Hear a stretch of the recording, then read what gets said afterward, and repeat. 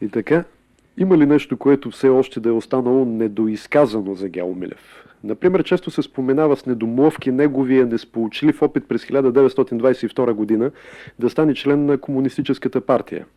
Бихте ли хвърлили малко повече светлина върху този момент? За да обясня този момент, искам да кажа преди това, че Гео извънредно много се интересуваше от театър. Докато ето един ден дойде Николай Хрелков. Още го виждам висок, грамаден какъвто беше и възбуден. Каза: Гео, знаеш ли, че партията търси един режисьор да възглави работнически театър? Ето работа за тебе. Така ли? Гео каза: това е интересно, защо не? Ама знаеш ли, Гео, че има едно условие? Какво е това условие? Трябва да режисьора да бъде партиец. Това ли, каза Гео? Защо да не стана партиец? Аз и без той съм съмишленик и седна и написа молба да влезе в партията. Обаче, оказа се не тъй лесно. Дълго време се бави този въпрос, никакъв отговор, ни остана потулен някакси. В 44-та, 5-та, 6-та и т.н. години аз бях главен инспектор в Министерството на просветата. Мой колега беше Груди Грудев от Плевен, учител по литература. Той пък беше инспектор по български език за цяла България. Колкото пъти ме срещнеше, Груди се казваше: имам нещо да ти кажа за Гео. Имам спомен, важен спомен. Но така се случи, че в 1960 година аз бех в тъй наречената тогава банкова болница и веднъж в коридора ето срещам Груди Грудев. И ето какво ми продиктува Груди, което накрая той подписа. Той бил учител тогава в Плевен. През лятото бил в София. И с Тодор Павлов отиват на партийно събрание в партийния клуб.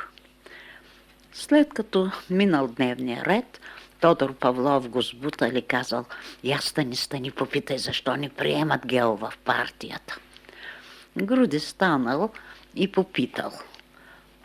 Председател бил Антон Иванов. Антон Иванов отговорил строго: знаем ни защо искат тия интелигенти да влизат в партията, за да дават акъл. Ние искаме работници. Това е истината, защо той не е бил прият. Често пъти се говори, че Гео Милев е от авторите космополити. Но вие твърдите, че в себе си той си остава дълбок патриот, като се позовавате и на някои случки от 1912 година, по време на неговото следване в Лайпциг. Да, Гео беше голям патриот. Една случка ясно помня в 1912 година. Той е едва 17 годишен. Войната, Балканската война вече беше обявена и той писа на баща ми: видях тук една картина цветна, боя при Люле Бургас, но толкова погрешно е нарисувана, като че ли турците побеждават, а не българите. Айде да започнем да издаваме картини, които да повдигнат още повече българския дух. Нали знаеш, аз съм си патриот от край време. Аз искам да направим такива картини в хубав голям формат, цветни, за да отговаряме на нуждите на народа ни в момента. Той иска да гледа победите си. И така Гео отиде в издателство Кюнт в Берлин, с което имаше връзки, и поръча да нарисуват картини според описанието във вестниците, които той получаваше и четеше. Тези картини, не знам защо, се наричаха Папагал. Те бяха големи, около 80 см дължина, може би на 60, цветни, хубави и толкова голямо разпространение добиха, че нямаше сладкарница, гостилница, нямаше магазин, даже и нямаше дом без тия картини. картини имаше от боя при Одрин, при Лилебургас, при Чаталджа, генералите, едно цяло табло с техните портрети. И бяха някакси задоволяваха като че ли една насъщна нужда на българина да се радва, като гледа и на тия хубави картини своите успехи. Великолепни картини, които толкова се разпространяваха, че не ни останал за жалост нито един екземпляр. Напоследък ми прави впечатление актуалността на неговата публицистика. Те са толкова силни, толкова актуални, че като че ли Гео ги е писал за съвременността. Статията си за полицейска критика по случай конфискуването на брой 6 от списание Пламък.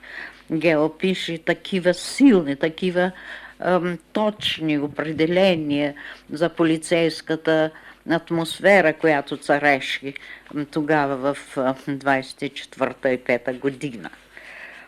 Правителството иска да управлява народ, който е стадо, но този народ не е такъв.